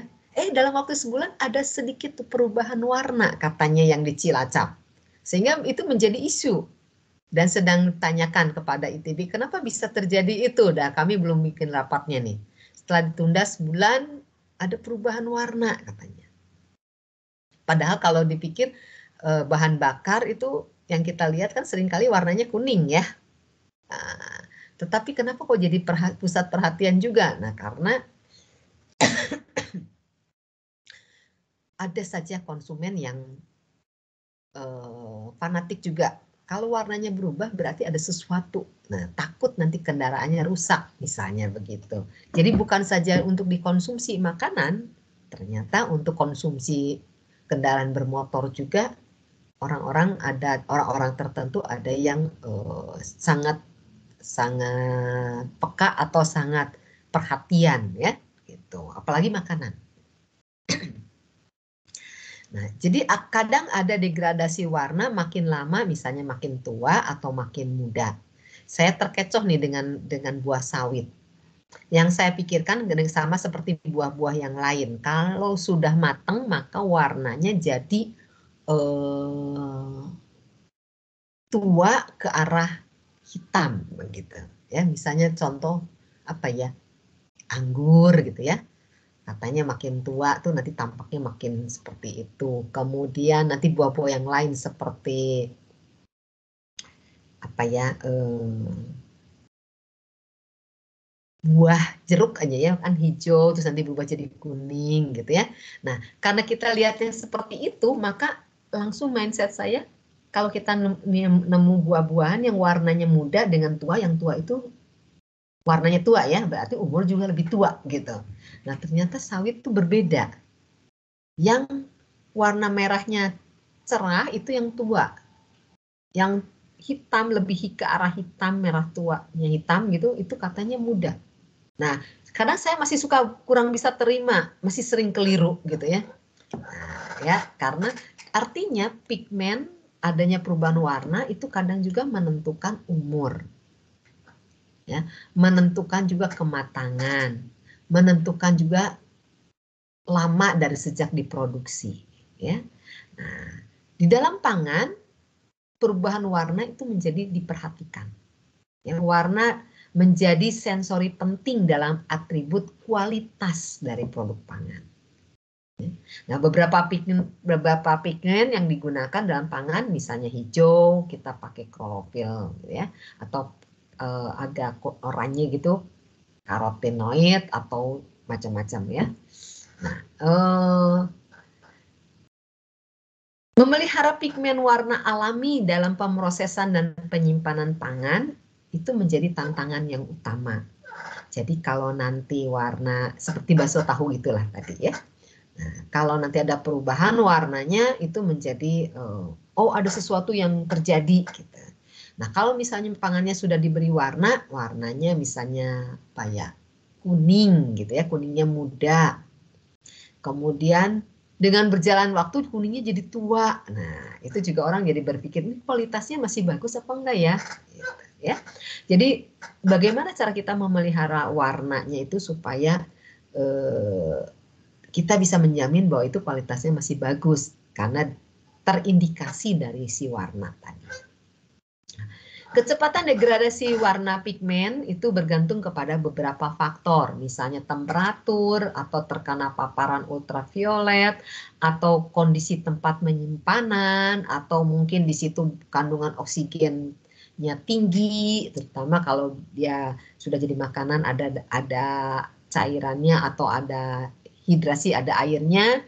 Nah, oksigen yang terlarut gitu, oksigennya bukan dari udara saja tapi oksigen yang terlarut ya.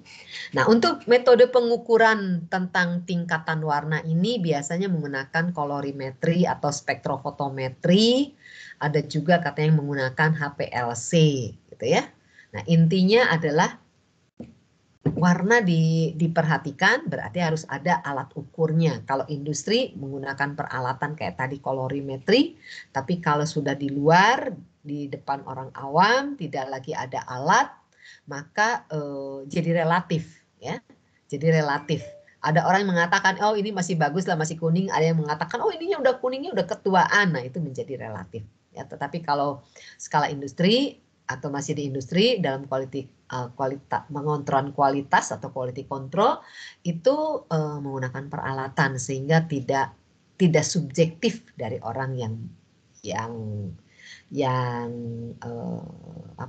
mengontrol, orang yang memeriksa kualitas tadi ya. Ini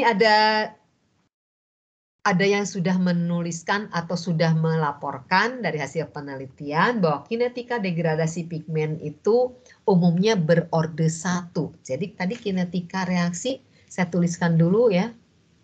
Kinetikanya mana nih? Nah, di sini. R sama dengan K kali Tadi ada dalamnya EA per RT begitu ya. Nah, saya tulis K dulu saja, konsentrasi pangkat N. Nah, kadang bagus kan ini. Harus sudah ganti nih kayaknya.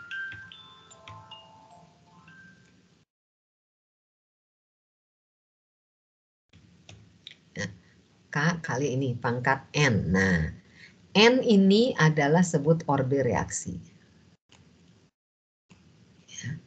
K adalah konstanta laju reaksi. Ya.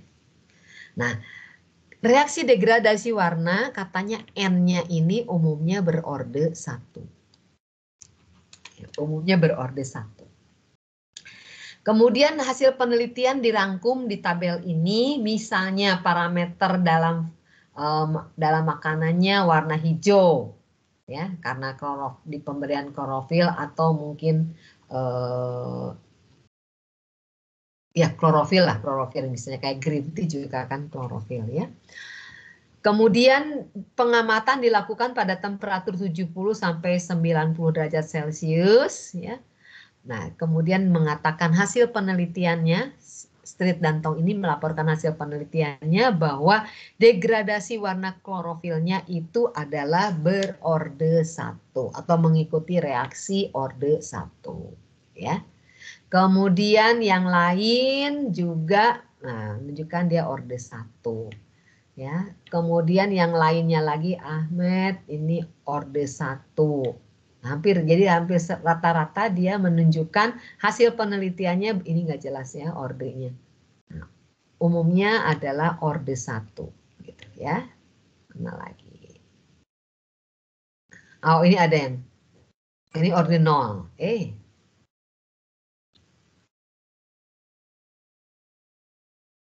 Ya, tapi ada juga yang mengatakan orde 0. Hasil penelitiannya dia berorde 0. Ini orde 1, ini orde 1 ya. Tapi secara umum dia mendapatkan bahwa adalah ordenya 1. Ya. Jadi degradasi warna umumnya berorde 1. Kemudian tadi tentang saya beri namanya apa? Degradasi warna ya, kinetika perubahan warna. Yang berikutnya kinetika browning. Nah, browning juga sebenarnya warna juga kan, jadi brownnya jadi kecoklatan, terutama pada roti. Kita kalau beli roti seneng yang warnanya putih atau yang agak coklat. Nah, kita sering berpikir kalau udah jadi roti harusnya agak coklat, putih itu kayaknya belum matang gitu. Nah, ya jadi tetapi kalau kelamaan itu coklatnya kok jadi tua, jadi agak ragu mau dimakan. Ya, kinetika browning di dalam produk roti itu sebenarnya hasil reaksi kimia yang non enzimatis. Ya. Nah, browning ini merupakan gabungan reaksi Maillard dengan karamelisasi dan katanya hasil penelitian. Kalau kinetika umumnya hasil pengamatan atau hasil penelitian ya, belum ada teori secara teori betul-betul hanya dari turun matematika gitu belum ada ya. Dari molekular terus jadi persamaan matematika nanti ketemulah ordenya 1 atau 0 atau 2 gitu, belum. Tetap masih itu baru yang teoritis, tetap dibuktikan dengan di lapangan, dibuktikan dengan pengamatan lapangan, pengamatan percobaan ya. Selama ini kinetika masih seperti itu. Nah, jadi hasil pengamatan umumnya bereaksi orde 1, parameternya kebergantungannya terhadap temperatur seperti ini ya. Kemudian ini ada nilai K0, K0-nya dinyatakan seperti ini, nilai A-nya dinyatakan seperti ini gitu ya. Di mana AW menunjukkan aktivitas air, kemudian ada K1, K2 dan seterusnya, itu adalah satu angka-angka saja parameter yang nanti bergantung kepada bahan yang kita amatinya apa. Ya, kalau roti itu roti yang mana gitu ya. Jadi nilai parameternya K1 sampai K4 nilainya beda-beda. Satu lagi T-nya adalah temperatur ya. T-nya temperatur. Nah, saya jadi teringat kembali di Bandung ada namanya pabrik atau perusahaan yang membuat biskuit. Biskuit itu apa ya? Marie biskuit sebenarnya apakah itu nama atau karena seringkali makanan itu sebenarnya namanya bukan itu, tetapi merek yang pertama sebagai contoh apa ya? Aqua, Bu. Aqua, gitu ya, air sebenarnya air mineral ya, tapi merek pertama Aqua. Jadi kita menyebutnya kalau yang seperti itu langsung semua Aqua. Itu kan dalam bahasa Indonesia ada namanya apa istilahnya? Dulu saya belajar bahasa Indonesia. Merek pertama itu menjadi melekat merek produk atau melekat menjadi nama produk gitu ya. Nah, ada perusahaan biskuit atau Marie di letaknya Jalan Burangrang di Kota Bandung. Nah, kalau dia membuat makanan itu, kemudian dia panggang gitu ya, dimasukkan ke dalam oven, inginnya sampai warna coklatnya kue Marie, kue biskuit ya, yang bulat itu, inginnya coklat seperti itu. Tapi ada kalanya karena satu dan lain hal warnanya ketuaan, jadi seperti gosong. Nah, nanti untuk pengontrolan kualitas produk yang dihasilkan yang gosong dipisahkan, yang warnanya pas bagus baru dia kemas ya, entah dijual dalam fasa curah. Fasa curah itu artinya dimasukkan dalam kemasan, kita suka nyebutnya black apa ya, kaleng. Nah, kaleng yang besar gitu ya. Terus nanti kalau orang beli, saya belinya 1 kilo, diambilkan, masukkan ke kantong plastik sejumlah 1 kilo. Tapi ada juga yang sudah dikemas dalam kemasan tertentu, setengah kilo atau 1 kilo atau 250 gram. Pokoknya dibuat kemasan yang kita beli nanti tinggal ambil gitu ya. Nah, dia sisihkan sebelum dikemas tadi yang hitam-hitam. Tetapi cukup banyak. Nah, kalau dibuang kan makanan. Jadi di pabrik itu, toko itu dia punya showroom juga, dia jual juga tuh yang gosong-gosong. Nah, ada dosen teknik kimia, dosen saya yang sudah senior, dia senang sekali yang gosong itu karena rasanya dan baunya enak gitu. Jadi dia kalau beli ke situ beli yang gosong. Dia cerita. Lama-lama kok yang gosong jadi lebih mahal daripada yang wajar, yang umum, yang normal gitu ya. Lama-lama makin mahal. Kenapa? Karena ternyata banyak orang yang membeli yang gosong. Ya. Yang beli yang gosong itu lebih banyak loh. Jadi kalau gitu saya harus membuat gosong. Karena kalau gosong itu kan sedikit lebih lama. Jadi kebutuhan energi untuk memanggangnya kan lebih lama, lebih membutuhkan uang yang lebih banyak. Biayanya yang lebih banyak gitu ya. Jadi pantasnya memang yang lebih mahal. Tetapi karena tampilan yang lebih gosong tadi kurang diminati, maka itu jadi produk yang tidak masuk spek. Gitu. Tapi ternyata banyak peminatnya, akhirnya sekarang yang gosong juga jadi lebih mahal. Sudah jadi benar gitu ya, lebih mahal gitu. Nah, jadi kinetika browning pada roti ini menjadi sesuatu yang patut untuk diketahui dan dipelajari supaya produknya nanti ingin yang sampai mana, maka kita harus memanaskan kalau pada suhu tertentu harus berapa lama gitu ya. Terus ada kinetika degradasi tekstur.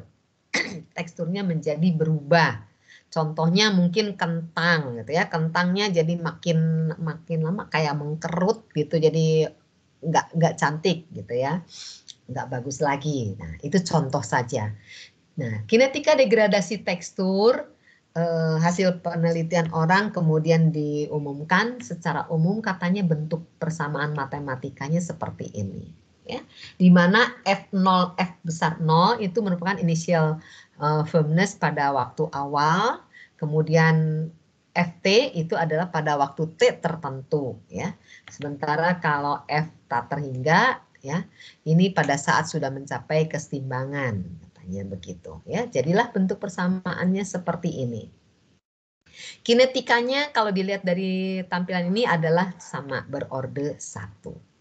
Nah, hasil pengamatan orang kalau berbagai temperatur ya, teksturnya akan berubah. Nah, nilai tekstur ini turun dari waktu ke waktu. Nah, ada kalau suhunya tinggi, penurunannya cepat dibandingkan suhu yang lebih rendah.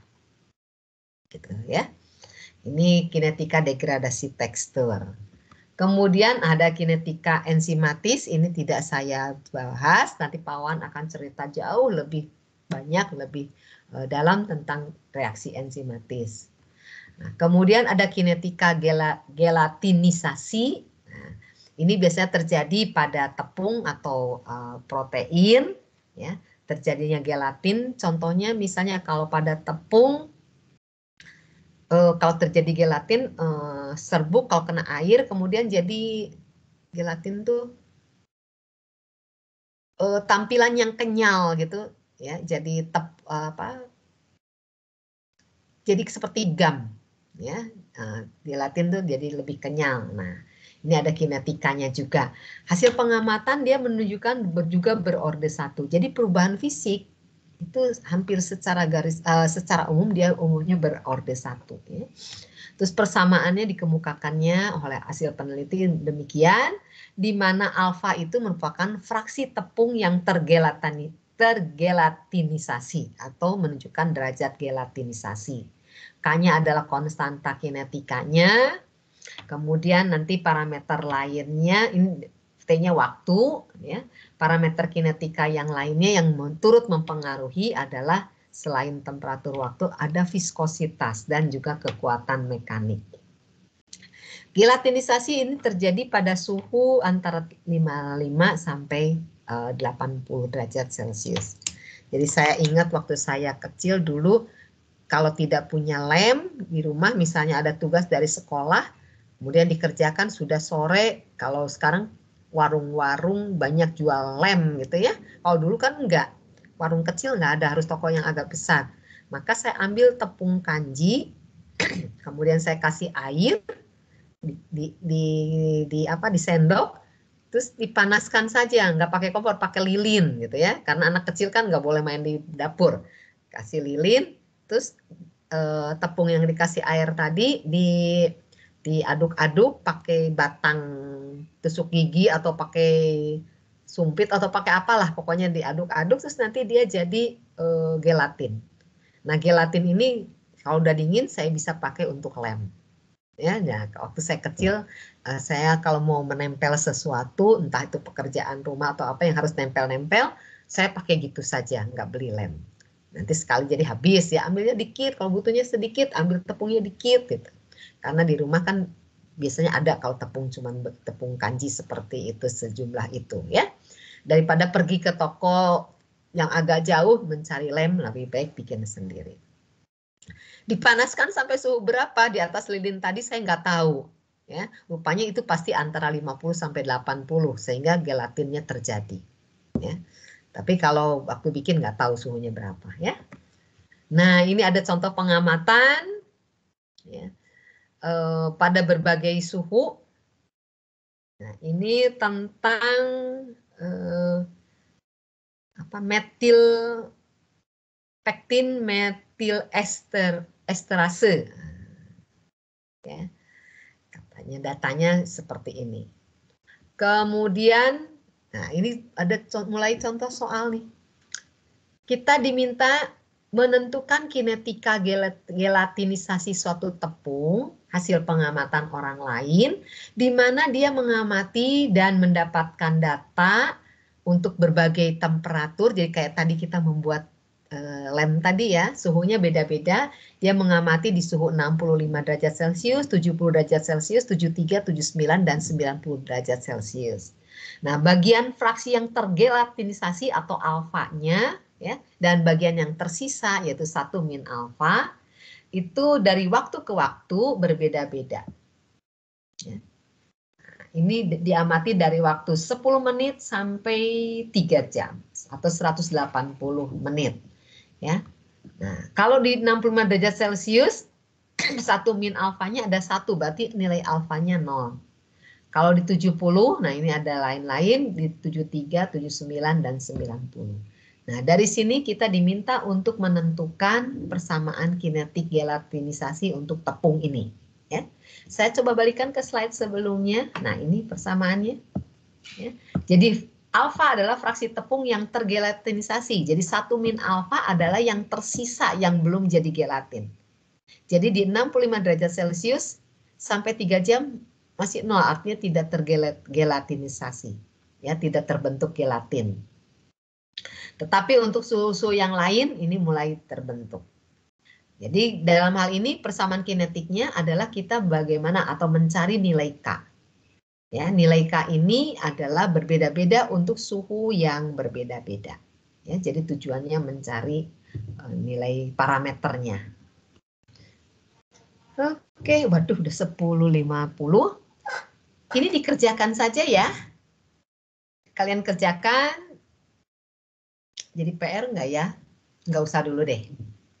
Tetapi pertemuan kita hari Rabu saya akan menunjuk salah satu dari kalian untuk memaparkan hasilnya.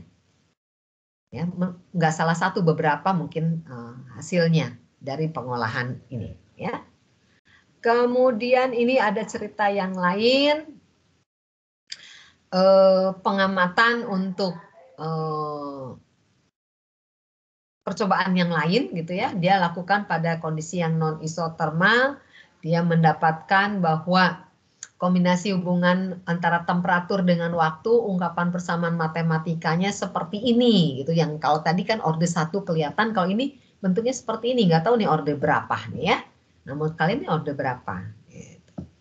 Nah, karena dia buat persamaan ini dengan data-data hasil pengamatan antara temperatur dengan nilai sebelah sini, ya, macam-macam.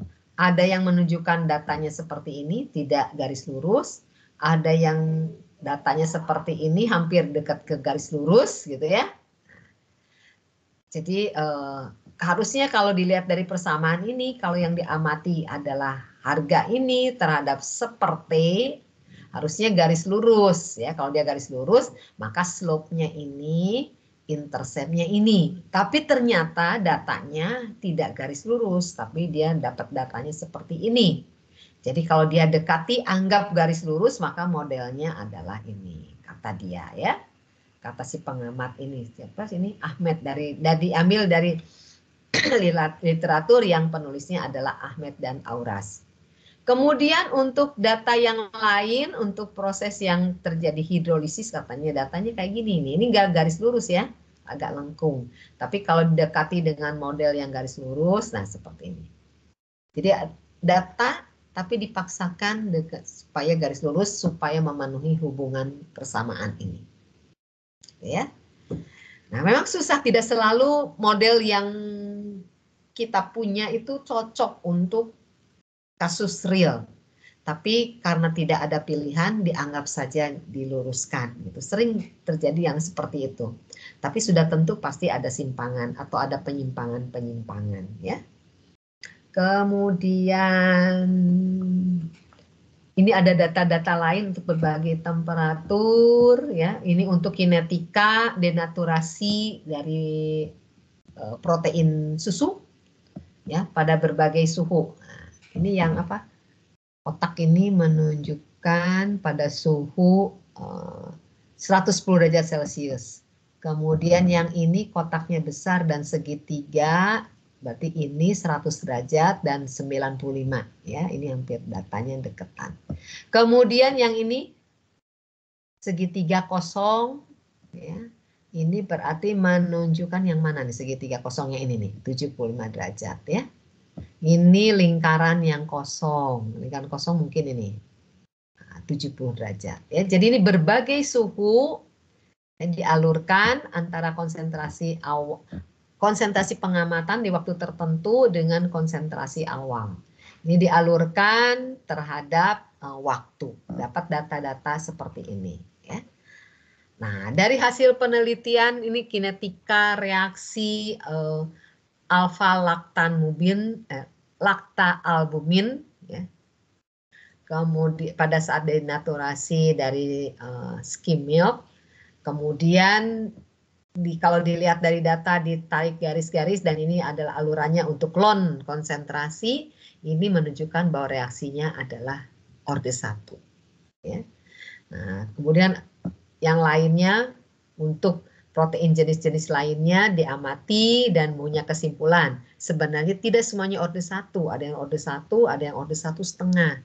Kemudian energi aktivasinya dan nilai ln K0-nya seperti tampilkan di sini ya. Ini untuk pengamatan suhu yang berbeda-beda.